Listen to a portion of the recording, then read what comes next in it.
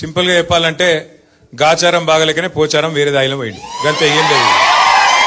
గాచారం బాగలేదు ఆయనకు. ఎవడన్నా తెలిసి మునిగే పడవ ఎక్కుతాడా? అసలు నాకు అర్థం కాదు.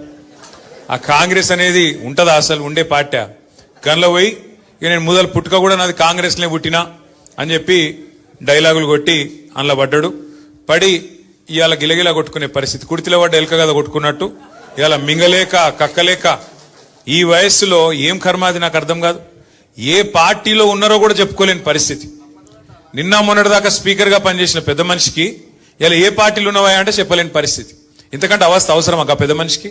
అందుకే నేను మీకు చెప్పేది ఒకటే, ఎలక్షన్ ఎప్పుడొచ్చినా, ఎలక్షన్ ఏ రోజు వచ్చినా పోచారం శ్రీనివాసరెడ్డి గారిని ఓడగొట్టడమే లక్ష్యంగా మనం పనిచేద్దాం. ఖచ్చితంగా కాంగ్రెస్ ను బొందబెట్టాలి. పోచారం శ్రీనివాసరెడ్డి గారు దేవుని మీద ఒట్టేసి ఏదైతే మాట తప్పిండో, తెలంగాణ తిరుమల కేసీఆర్ గారు ఇచ్చిన నిధులతో ఆ రోజు కేసీఆర్ గారు స్వయంగా వచ్చి తెలంగాణ తిరుమల లాగా డెవలప్ చేస్తా అంటే బ్రహ్మాండంగా కోట్లాది రూపాయలు నిధులు ఇచ్చిండు. ఆ రోజు ఏం చెప్పిండు ఆ పెద్ద మనిషి? బొందిలో ప్రాణం